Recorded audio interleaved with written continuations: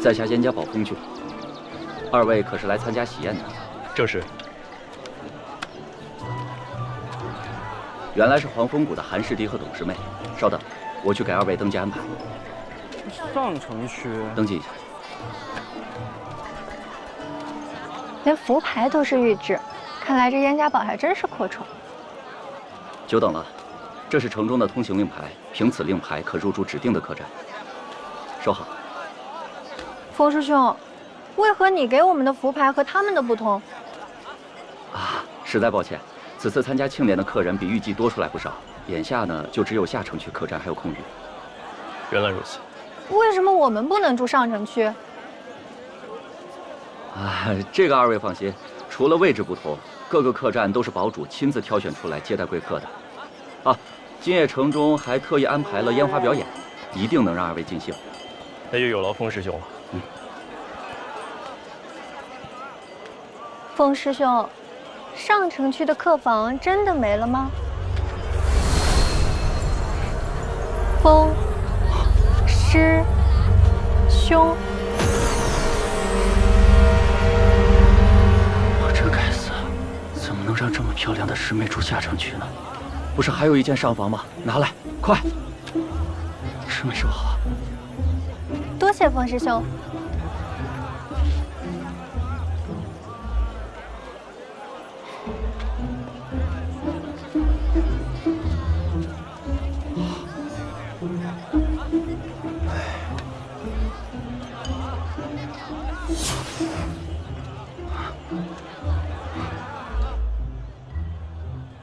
这姑娘是谁？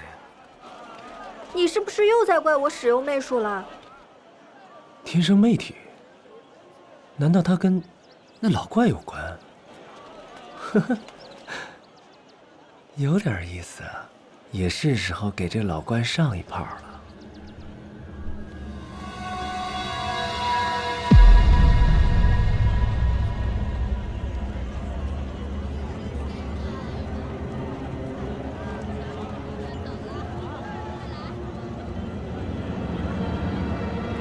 初期中期，别看，快走！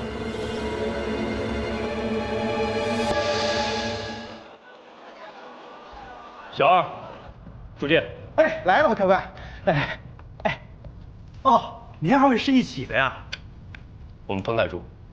分开住啊？可是笔店只剩一间房了。无妨。你睡觉吧，我去其他地方住。你就是嫌弃我是吧？想方设法把我甩开。小二，去客房。好嘞。好啊，那我们就按照约法3章，谁都别管谁。别来找我。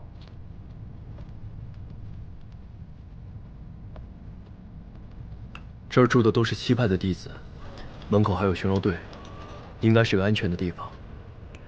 让他自己待会儿，我也静一静。这位道友啊，不用烦闷，哄哄就没事了。道侣嘛，没有隔夜仇。对，两位师兄见笑了，她是我的师妹，并不是什么道侣。果真不是？真不是？真的不是？哎，你赌输了，快零食给我。在下韩立，不知两位师兄如何称呼？清虚门无忧子，巨剑门八出水。两位师兄也是来燕家堡参加婚礼的？啊，也不全是。韩师弟，借一步说话。对，借。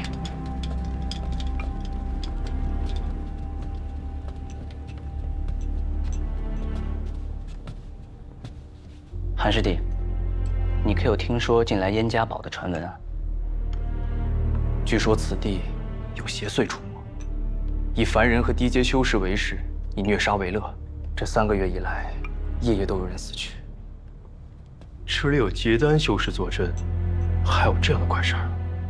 死的都是凡人和低阶修士，燕堡主忙着嫁女儿，恐怕没工夫管。不过据说，为了防止邪祟祸乱，明日的婚礼，燕堡主可是特地布下了防护大阵。而我2人，就是来抓邪祟的。韩师弟要是有兴趣的话，不妨一起啊。小弟刚到严家堡，这晚上呢还得休整一下，就不打扰了，告辞。好，韩师弟慢走。哎，慢走。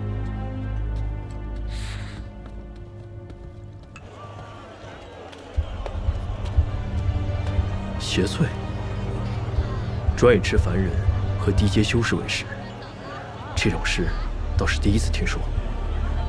保险起见，还是四处走走，了解一下环境。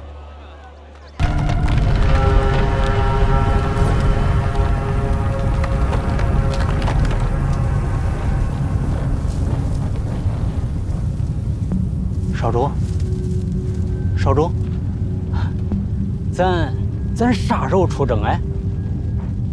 别总着急啊，这越国旗派里边乱马七糟一锅粥，咱虎了吧唧就这么上了，得折多少人？少主恕罪啊，但是恁姑半个月头里都已经进军江国了，若是被他抢了先，少主的处境恐怕得更加的不得劲呐。那就是，我姑这人确实虎，但我比较善用巧劲儿，也借这机会给我爹瞅明白了，这鬼灵门以后得给谁。那恁想咋着呀？一动别动，一动不动。少主，不可越过了噻。指定得去啊！咱仨人够了，都咱三个，大军不去了。讲话这血色禁地也快开门了，是时候让这帮旗派大傻子们忙活起来了。再一个啊，你们俩到那边之后，能把嘴闭上就闭上，人那边说话不这味儿。中，那就是。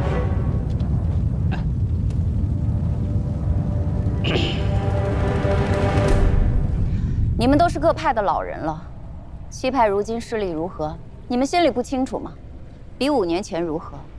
比60年前又如何？哎，正是因为各门派的势力在下滑，我们才更需要到这个禁地多采一些灵草回来，不然这些练气的弟子如何向上提升锻炼呀？对呀，是啊，总不能害怕牺牲就不去禁地，这不是因噎废食吗？对呀，对呀，我们几个反正不同意。怎么一个比一个轴啊？啊？哎，我是都无所谓啊，只是5年一次赌，这次要60年一次赌，我不知道某些人等不等得起。哎，你说谁呢？我们来就同意啊！哎，请洪福师姐催动岳阳宝珠。师姐，请催动岳阳宝珠。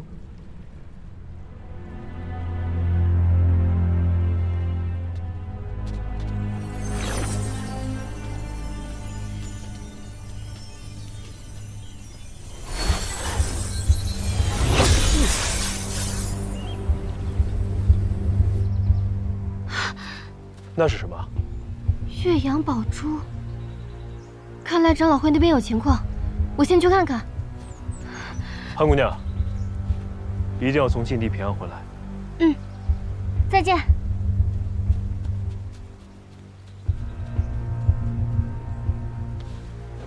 岳阳宝珠是什么呀？诸位长老，有没有发现岳阳宝珠有何不同？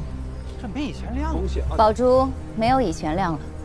没错，岳阳宝珠是本门先辈为驱散禁忌的迷障所制。宝珠吸收日月灵气，绽放光芒，但你们恐怕不知，每当天有异样，宝珠也会受其影响。日月昭昭，本该是亘古不变，可禁地开启过于频繁，导致灵气日益稀薄，宝珠光彩亦不复从前。这还不能印证我的说法吗？现在明白了吧？啊，来吧，再商议商议。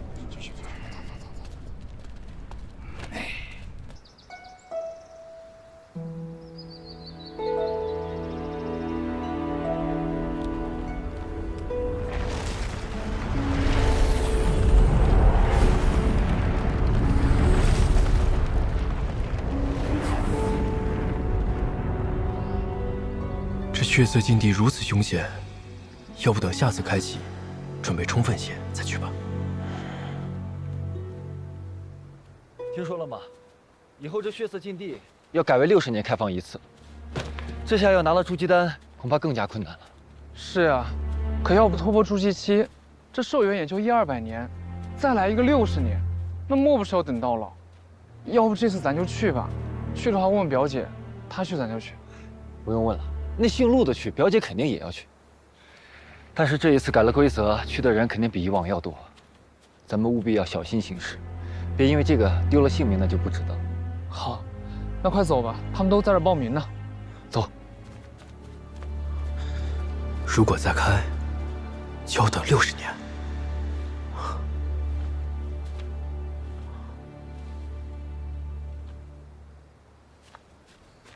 向师兄，不是说这个报名血色禁地的在这集合吗？快点来，会不会通知错了呀？你们都在等谁呢？我在这儿呢。师祖。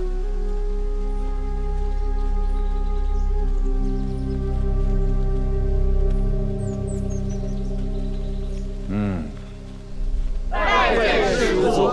来的人还挺多。哎，你们都做好送死的准备了吗？啊？不是我吓唬你们啊！我们黄风谷弟子数千，筑基的有多少知道吗？不过100人。知道是为什么吗？因为筑基丹稀少。不光如此，还因为炼气与筑基虽然只差1阶，但是境界却相隔108000里。所以啊，有很多人都会像你们一样，都想进禁地碰碰运气，结果呢，白白丢了性命。别说筑基了，连活下来都是奢望。所以啊，若是你们没有拿出必死的决心，老夫奉劝你们赶紧回去啊，以免你们的仙途到此为止。那当然了，若是听到老夫的话，你们依然有决心，可以站出来，我看看都有谁。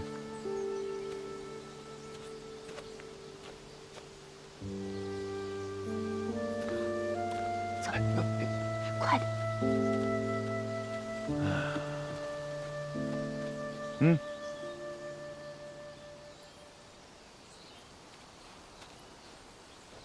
哎，你们这13个人是不是已经听到禁地再开要等60年的消息啊？啊？可以呀，挺聪明。咱们黄风谷此次进禁地有15个名额，现在还有2个。我，哎呦，这么大岁数能行吗？我可不想再等60年呢。可以理解啊，那还差1个名额。这样吧，我数3个数，1，嚯，会抢跑了。你一个炼气11层的也敢去送死啊？禀师祖，弟子资质差，没那么多时间等60年，望师祖成全。不错，有个性，我喜欢，啊，就是资质差了点儿啊。行了，你们这些人回去吧，啊。我也要去。早干什么了？先回去啊！想去，等60年之后那波。 60年后我都120岁了，师祖。再给个机会吧，师祖。师祖，后面还有考核和训练呢，啊，万一哪个淘汰了，你们就有机会补上嘛。行了，赶紧回去吧，啊，回去。我们好幸运呢。嘿嘿，听听，不容易呀。哦。勇气乃万世之始啊！恭喜你们，恭喜你们过了老夫的第1关。 谢谢师祖。血色禁地不只是一场寻宝之旅，更是一场关系着我黄风谷在棋牌中的地位足以左右门派未来的战斗。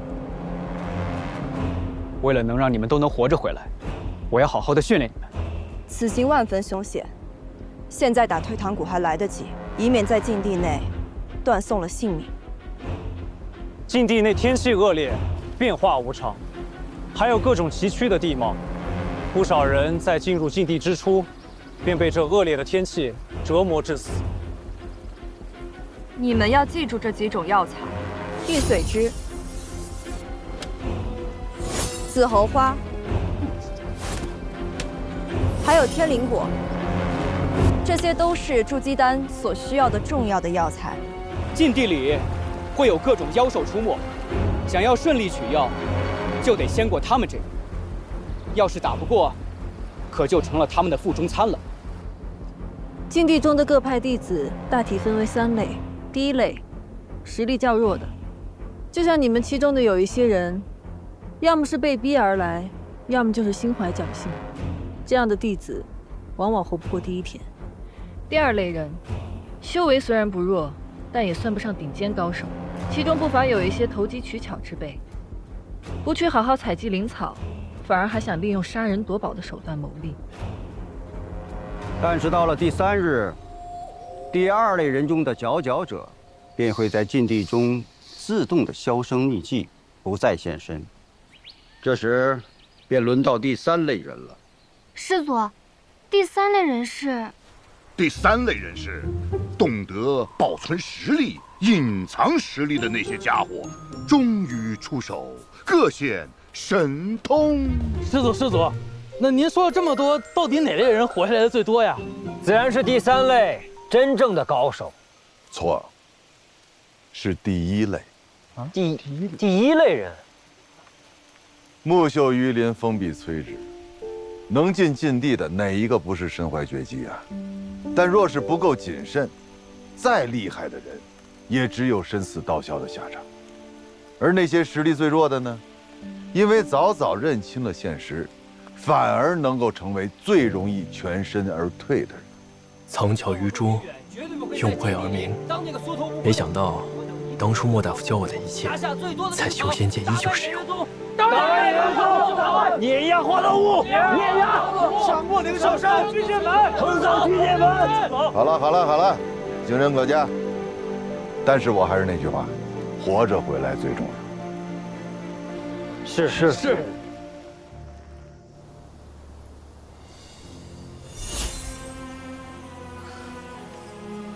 岳阳宝珠是本门先辈为禁地之行所制，它不仅可以绽放奇光，还可以克制各种迷雾毒障。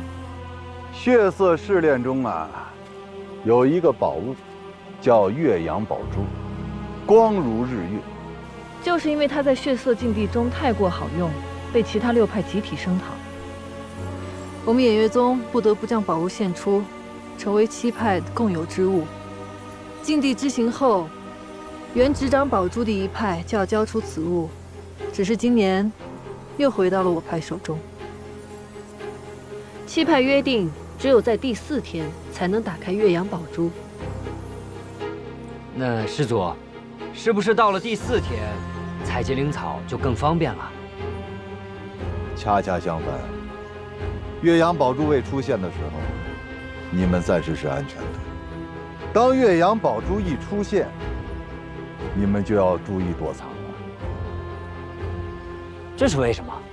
因为它的出现就是杀戮的信号。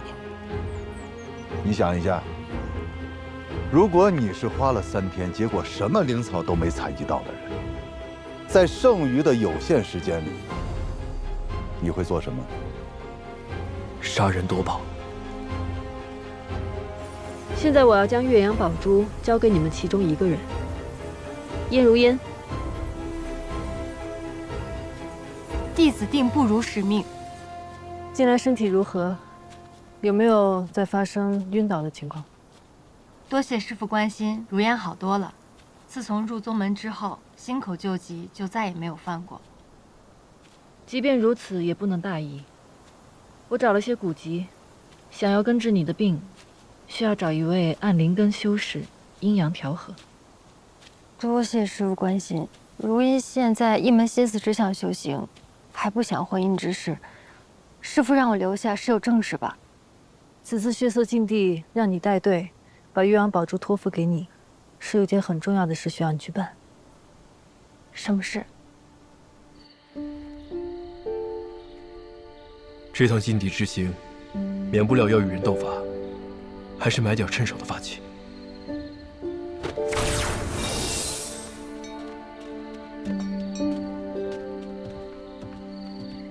在下望宇是万宝楼的掌柜。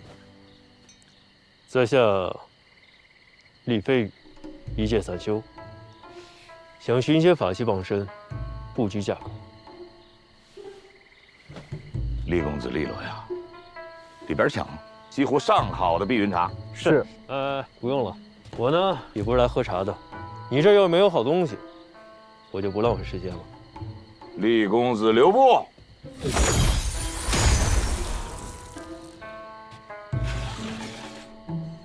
金夫子母刃一套，母刃一把，子刃8把。这可是以精铁、精金为原料，由炼器大师3天3夜炼制而成。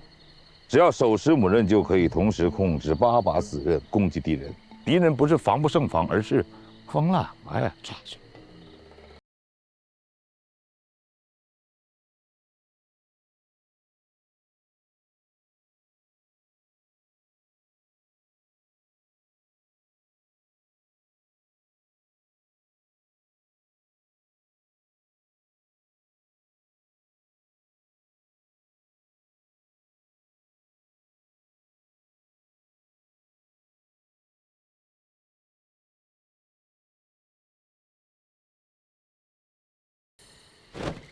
哎呀，我厉害的厉公子的到底是经历了什么呀？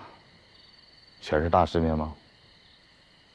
好吧，不装了，给你看看我最喜欢的宝贝——天雷子，截取天地雷电后凝练而成。即使是筑基期的修士，正面对抗，也会灰飞烟灭。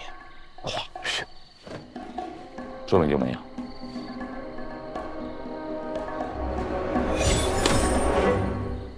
宝贝珍贵，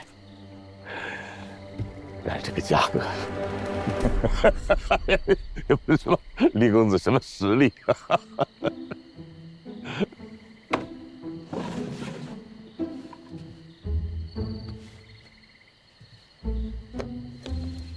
黄敬之啊。 黄敬之不值钱，不闹呢。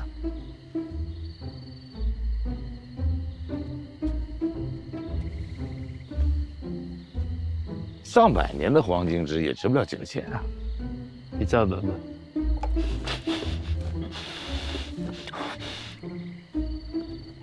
500年，500年，500年，500年可以。这些不够，把你们这最好的拿出来。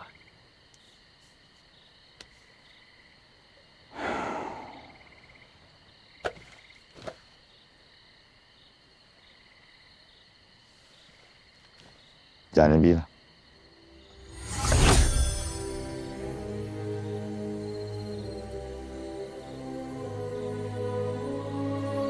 金光砖符宝。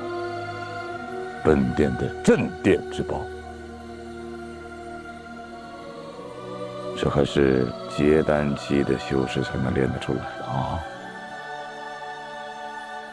虽然启动的时候稍稍的有一些慢，但它绝对不是俗物。说吧，厉公子，想换哪一件宝贝啊？我全都要。嗯。 啊，厉公子果然是阔绰，但厉公子你是不是搞错了？是，药草很珍贵，但是想抵我这些宝贝，差点意思。谁说我这500年灵草啊？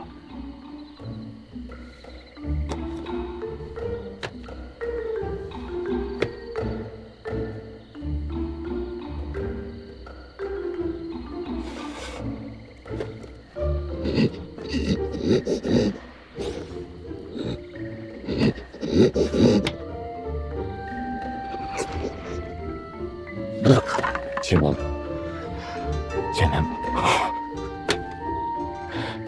成交吧。都给你了，桌子、葫芦，那茶具你拿走。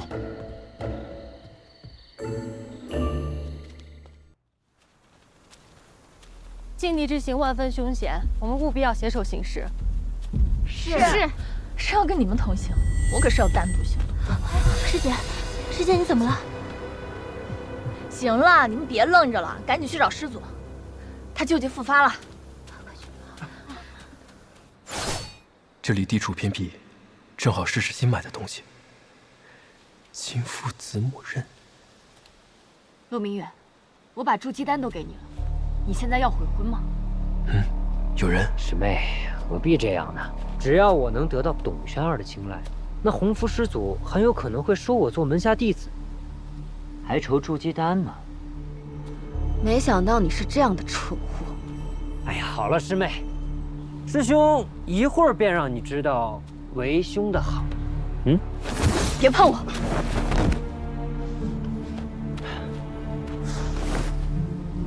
婚约的事情我会跟父亲说清楚，你就继续做你的白日梦吧。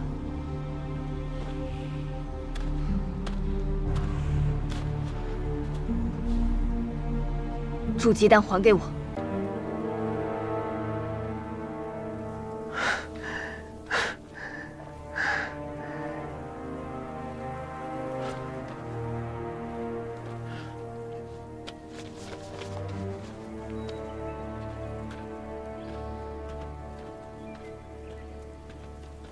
韩兄，走一天幕台看看。我听说啊，这次天幕台比武为了吸引参赛选手呢，各大门派都拿出了不少的奖励。这第一名除了有筑基丹，还有不少的这个灵石，还有功法。小仁兄，我得到了一本书，上面有不少的修仙译文，也不知真假，想不想一起看看？行啊。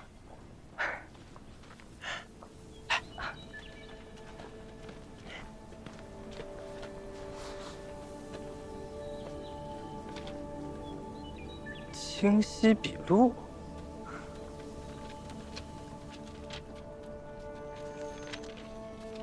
哎，这是嘛？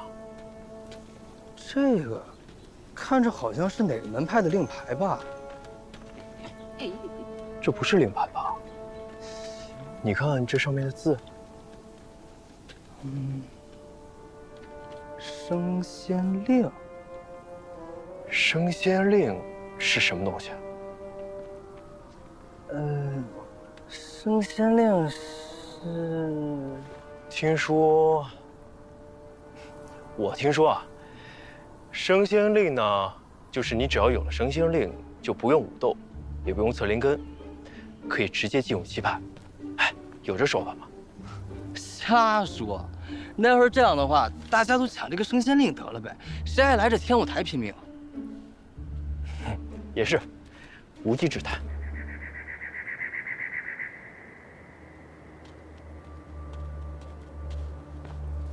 师祖，你猜得对，已经有不少的世家子弟来登记魏牌师妾了。这青文会倒是一刻也没闲着，连考核会上都敢下手。那咱们现在该怎么办？果然那些散修出世和他们脱不了干系。还想嫁祸给世家子弟。天雾台比武之后，就将他们拿下吧。是。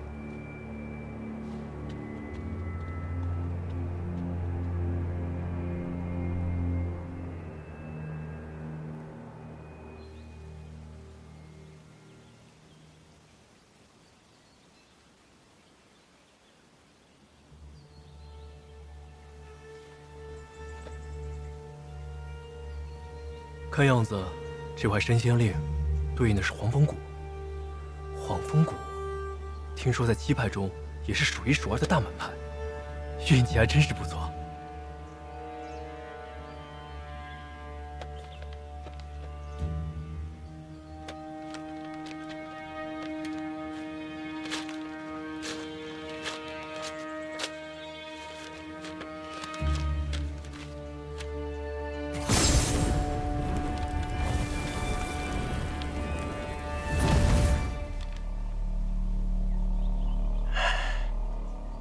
总算万无一失了。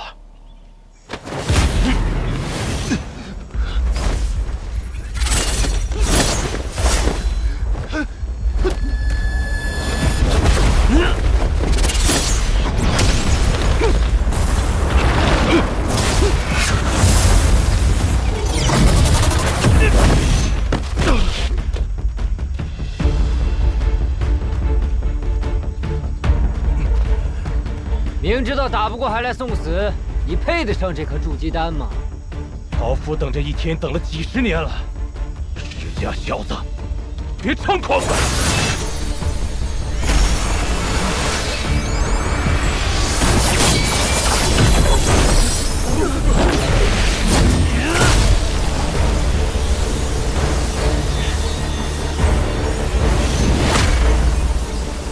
这听闻什么来路啊？怎么身上宝贝这么多？陆兄不会要输了吧？不会的，他就快赢了。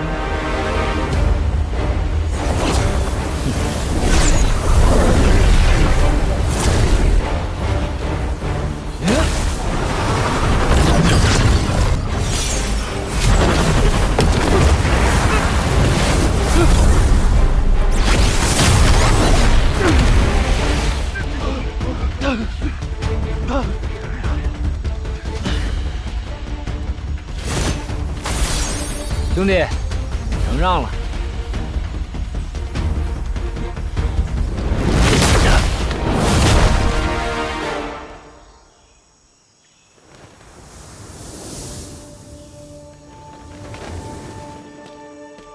既是比武，点到为止即可。他既已认输，何故要伤人性命？师祖恕罪，小人没注意到他已经认输。是没有注意，还是看你的对手是无名无事的散修，不在意罢了。多谢师祖，为我的散修发声，为我们做主。是啊，为我们做主啊！我知道近来有很多散修下落不明，此事我偃月宗定会追查到底。若有人敢挑拨散修与世家子弟的矛盾，扰乱修仙界秩序，我绝对不会轻饶。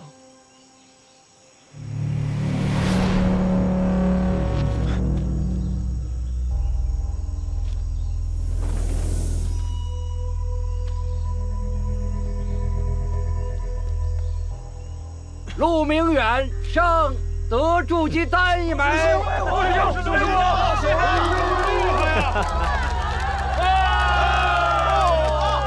修仙者的实力，不仅看灵根，还有法器、符箓、阵法、丹药，利用一切可用之物，谋定而动，厚积薄发。或许，这才是最适合我的道路。不过，在绝对的实力面前，任何取巧的办法，都将无所遁形。恭喜陆师，恭喜陆师兄！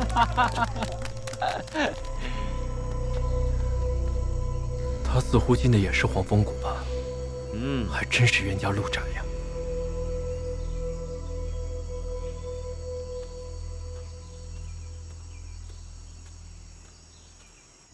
只差一招，就只差一招。晴雯，那家伙毕竟是一灵根的天才，没必要与他硬碰硬。这次不行，下次我们再努力嘛。下次？哪有那么多下次？我不都跟你说了，天下散修是一家，别往心里去啊！别说了，说得我心肝疼。嘿，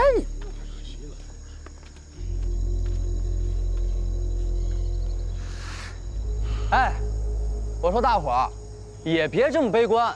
我听说，好像得到一样东西，就算不参加天舞台的比武，照样有机会能进入七派呢。什么东西？好像叫升仙令。升仙令啊！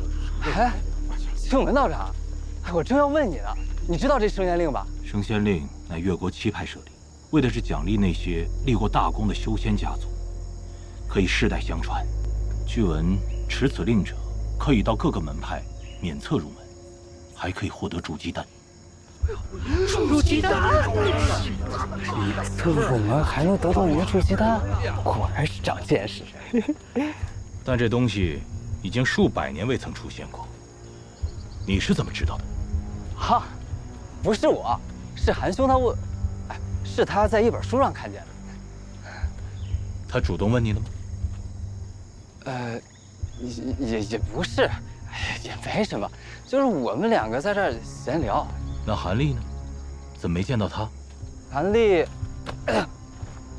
韩丽没见着啊。你们不是总在一起吗？嗨，我跟他压根儿不熟，他好像已经走了。走了？啊，禁制还未解开，他去哪儿？啊，我，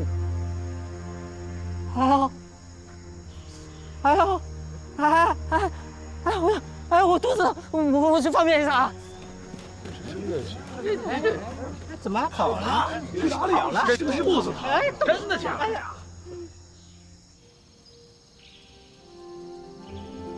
看来这次太南小会没有白来，这些宝贝对以后修仙大有帮助啊！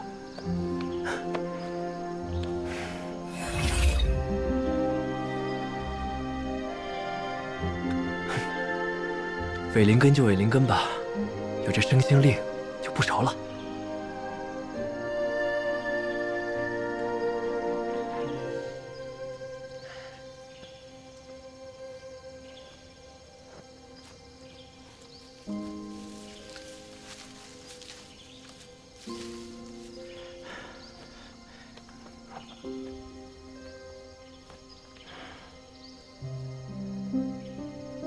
在这度过今晚，明早禁制一开，就离开此地，去找黄风谷。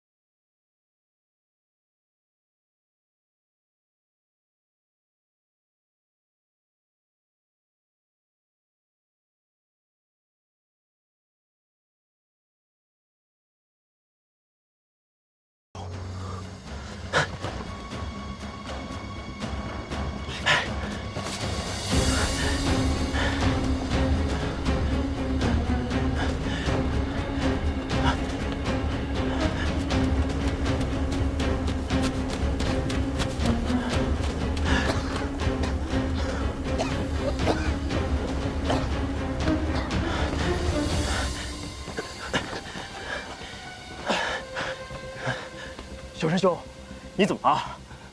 韩兄，快跑！请问他们是坏人？对不起，我给你惹麻烦了。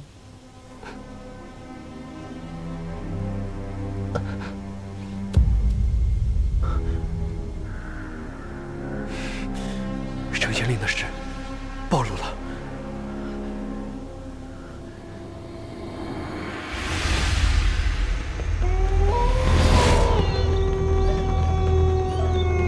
韩兄弟，你跑什么呀？留下来一道喝酒啊！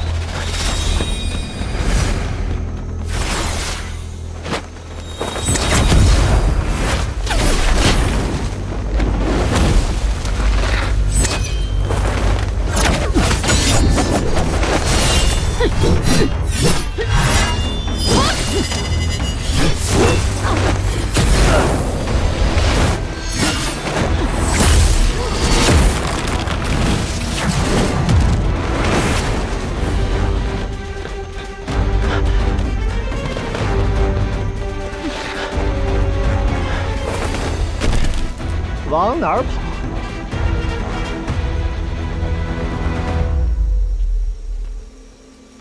两位，这是何意？何意呀？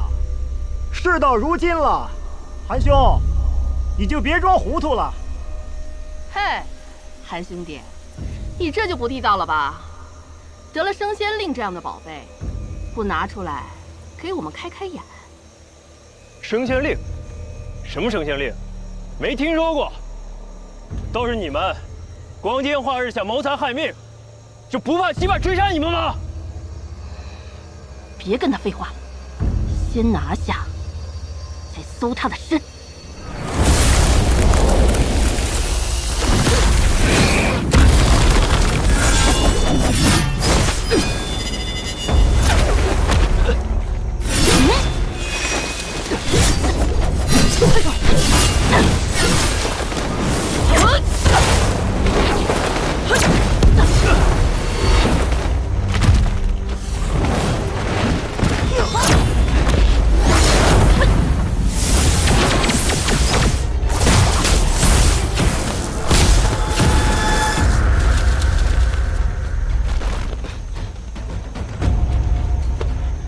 他人去哪儿了？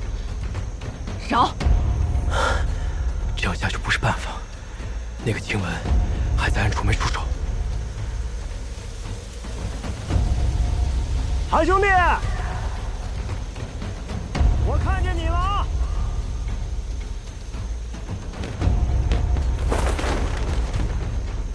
别藏着了，快出来吧！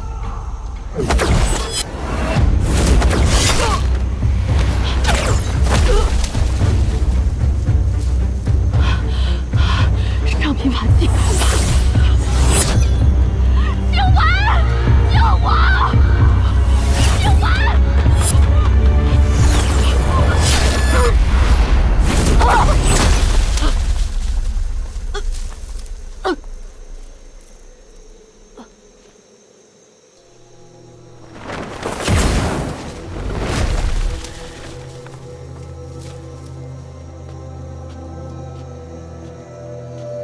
你果然出现了，万小山，是你杀的。小山兄弟是个好人，但好人也难免一死。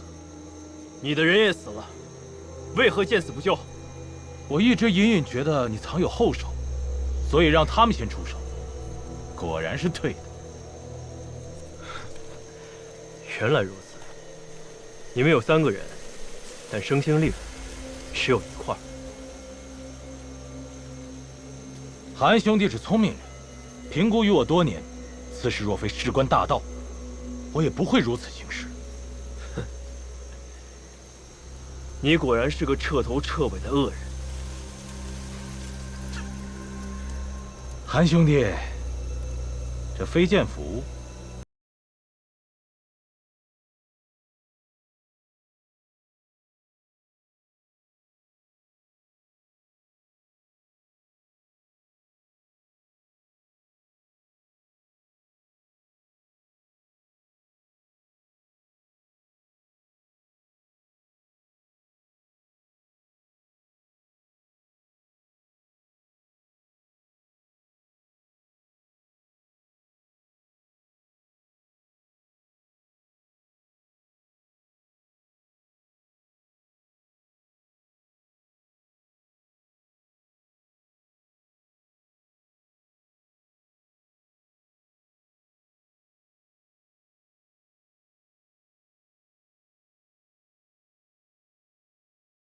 谁能杀你，我就给谁。你。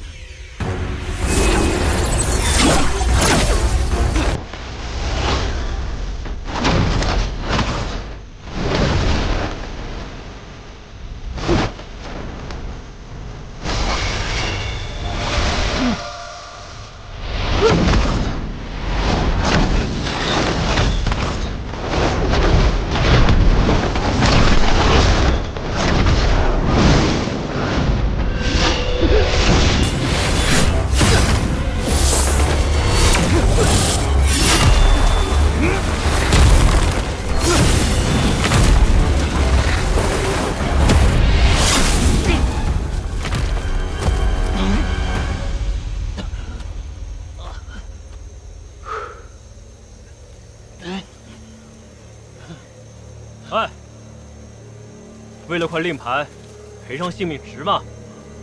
你还年轻，不知道这东西对我们散修的意义。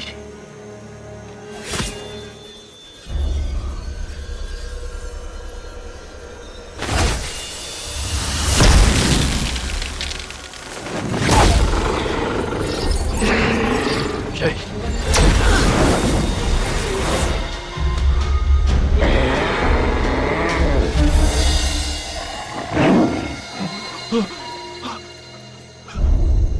你就是青兰道长。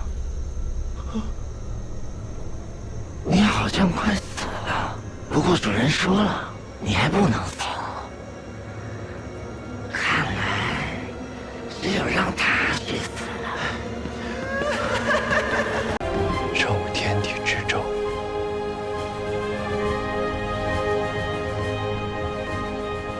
遇六气之别。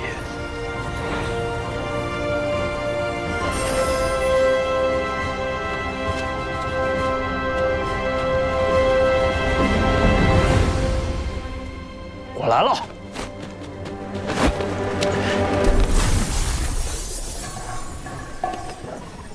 心中有鲲鹏，就一定能飞起来。这也太慢了吧！这哪是鲲鹏啊，这分明就是昆虫啊！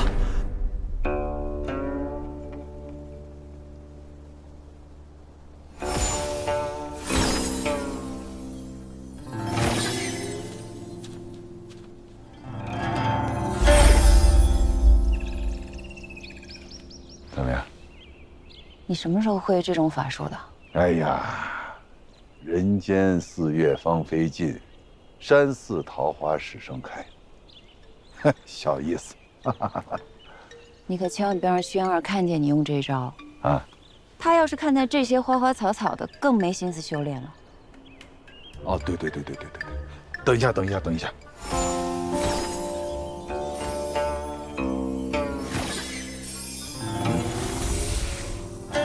哎，好了，不用了啊，以后这招不用。哎呦，哎呀，哎，师姐，你说这一届小屁孩的资质怎么这么差呀？是我见过最差的一届了。那也不能这么说。哎，那个圣仙令呢？这么好的机遇，不会无半点过人之处吧？确实可惜了那颗煮鸡蛋了。不过他也不能说全无优点吧？可能是知道自己平庸，所以态度啊、韧性啊，都还是不错的。哎呦，人生一世，草木一秋啊！照他这个资质，我怕是他到老死都用不上那颗煮鸡蛋了。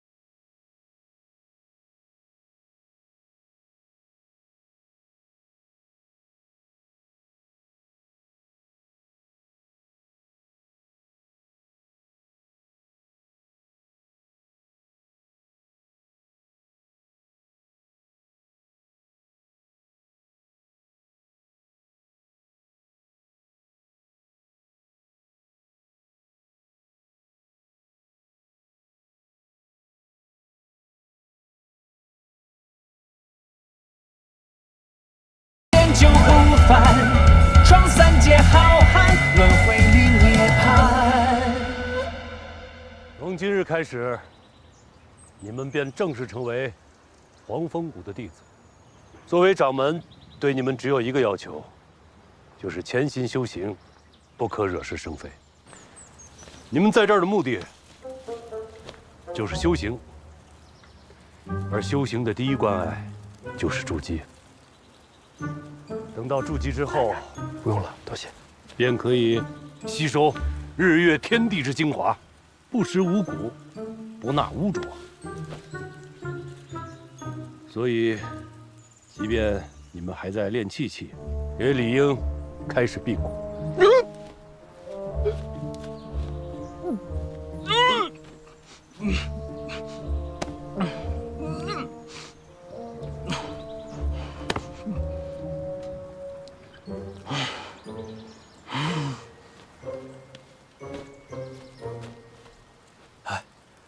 要不你等会儿再吃吧。坏事，上面说掌门的不是我吗？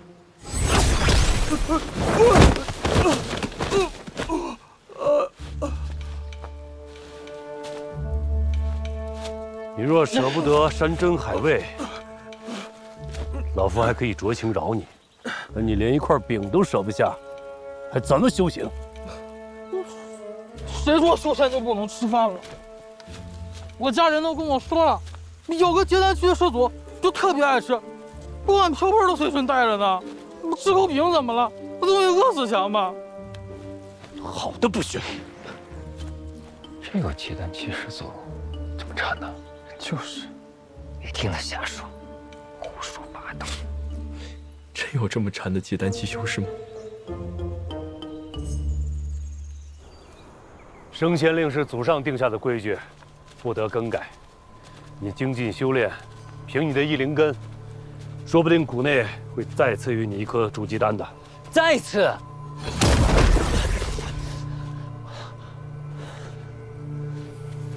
这次，这300灵石，作为对你的补偿。掌门，我是天舞台比武第一，按门内规矩，就该给我一枚筑基丹。谁让你碰上升仙令呢？这颗筑基丹必须优先给他，这是门内的铁律，不得更改。掌门，弟子不服。行了，你就认倒霉吧。掌门的话你还没听明白吗？筑基丹是要先给升仙令的。你跟陈家那丫头不是已经定亲了吗？陈家可是有大把的筑基丹啊，怎么拉不下脸来要？要怪就怪那个升仙令吧。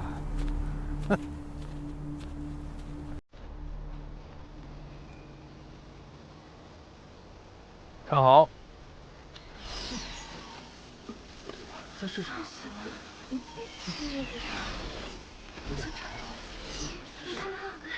都看明白了吗？大家还想学些什么功法？师叔，从那边第一个开始。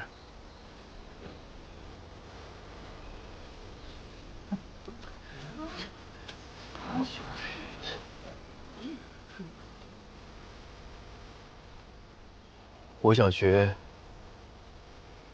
练气术。一个伪灵根，还学什么敛气术？敛什么气啊？敛气术，顾名思义，就是用灵气将自己和外界隔绝。练得好，可以将自己的行为和气息遮住，不被外人发现。大家看一下。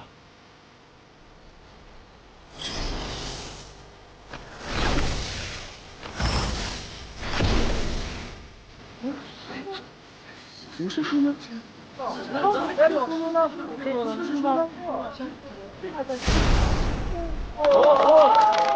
来，好了，来，你试一下。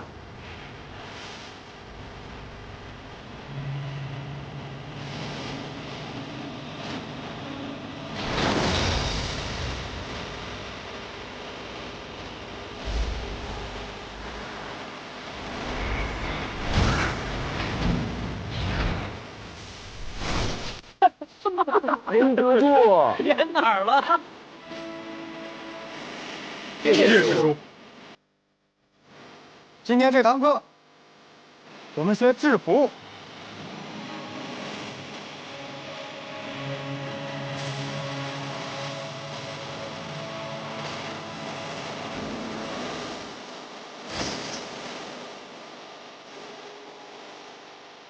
来试试。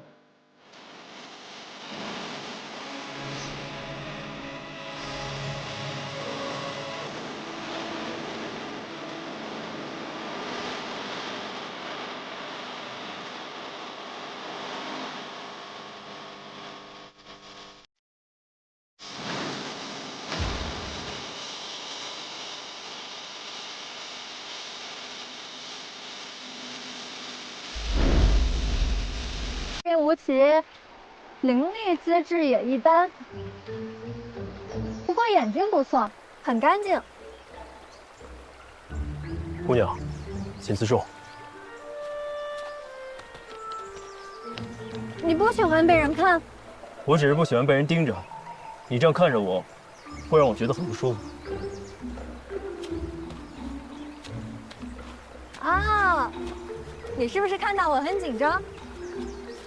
你放心，这药园里啊，除了这些花花草草，平时很少有人来的，你不用紧张。哎，别动！西虫榜排行第91位的地鳌甲。哎，你看它长长的脚，黑白相间，直指向天，多威武！再看它身上细细的绒毛，在阳光下发着绿莹莹的光，多漂亮，像大将军似的。什么西虫榜啊？这虫子也分排名。哎，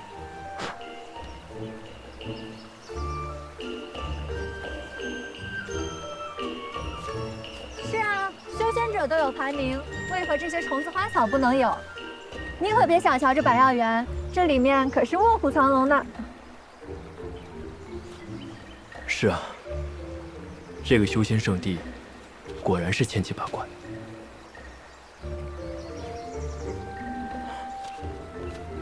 数到哪儿了？哎呀，全忘了。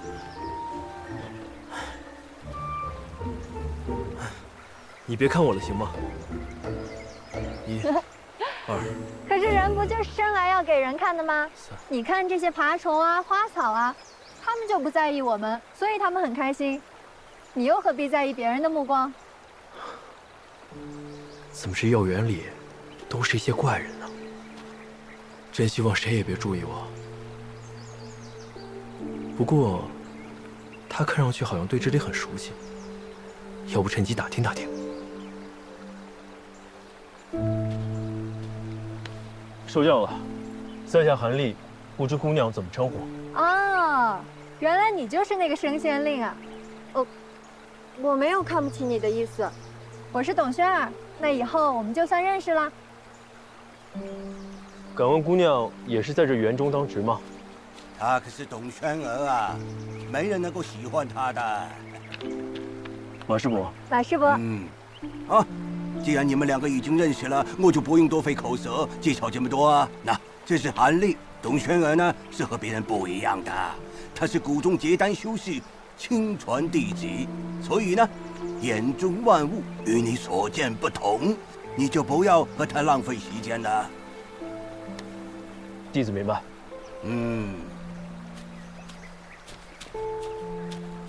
喂，这个是个好东西呀，你觉得怎么样啊？确实不错，看这品相，再养个10几年就可以突破凡品，进阶2级了。还是你识货。天地有造化，万物生世间，既然存在，就应该学会相互欣赏，不是吗？韩立。哦。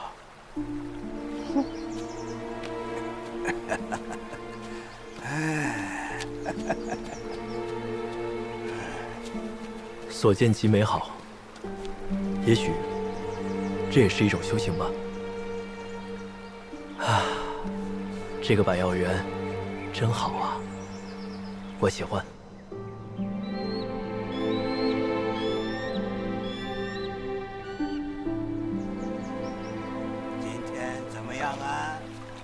好像不是很开心哦。哎，开心点。马师傅，今天找到多少株啊？要是只算表面，是7123株；要是算上在地下生长的玉龙根，总数是7177株。不对哦，我数了2遍的，肯定没错。7182，不可能，不可能，绝对不可能。还有5株在我手里。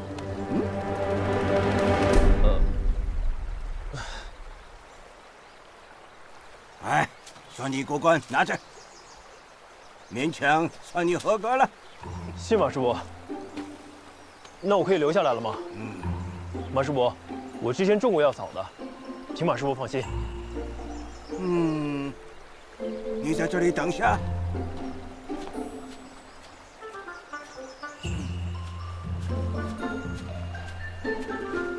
别瞎看。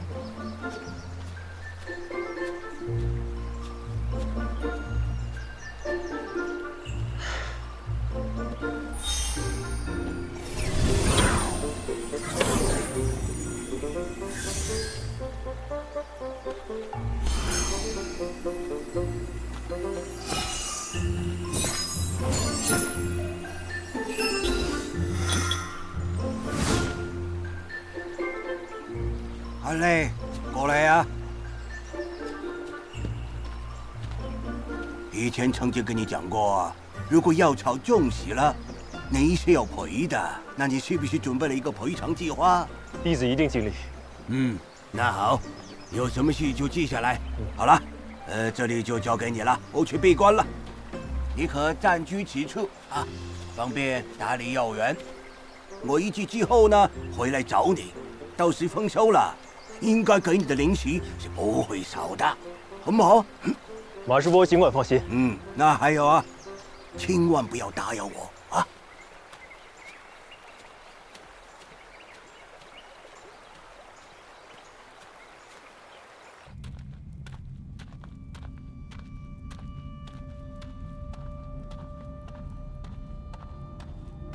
叶师叔，叶师叔，这老不死的一大早去哪儿了？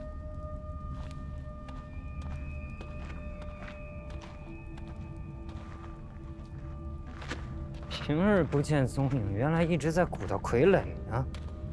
看来他对傀儡术还真是颇有研究啊。这大家伙那么厉害，我要跟他打起来，肯定打不过他。老不死的东西！来这么早，不会是来抢新任务的吧？师叔，我听说您已经帮我拿到了筑基丹，弟子特来感谢。谢什么呀？谁让我这个老不死的答应你这个小不死的了？那师叔打算何时将筑基丹给我呀？不着急，等着呗。哎呀，这来领任务的弟子马上就要到了，你要是不怕事情败露，你就在这儿等我，等他们走了，我一定给你个答复。来，领任务的都进来。叶师叔早。早。喜欢什么任务自己挑吧。哇，哪个不知好歹的接了百妖园的任务？他难道是不知道马师伯的脾气，还是不知道这些药草的厉害？还能是谁啊？谁啊？那个升仙令呗。没想到还真是他。那他完了，这百药园啊，就是他在黄风谷的最后一站。这百药园和神州谷也没什么区别嘛，就是大一点，没问题。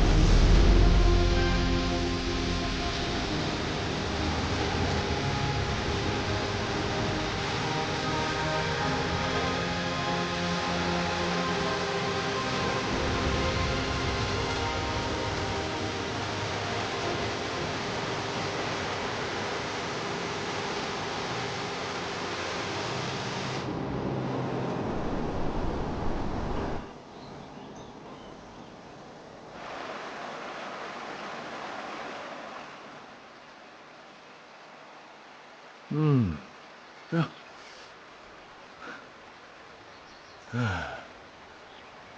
本来你接了百药园的任务，我还担心你是被那老叶哄骗。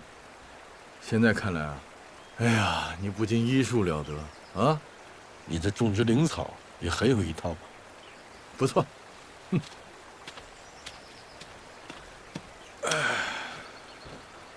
吴师叔，弟子也是现学现卖，一切还是仰赖吴师叔您的信任。看来上次教你的传音术已经都掌握了。我走了。哎，还没完呢。还有啊，来。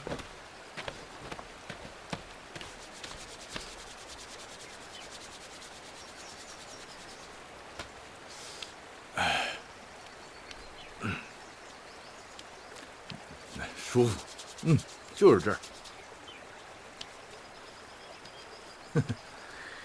说说吧，这次想换些什么功法啊？都想。弟子天资差，入门的时间晚，想学的东西实在是太多了。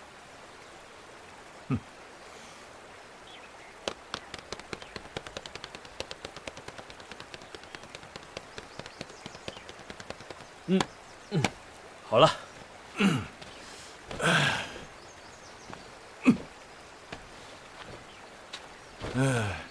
好，那今天就教你这个法术，看好了。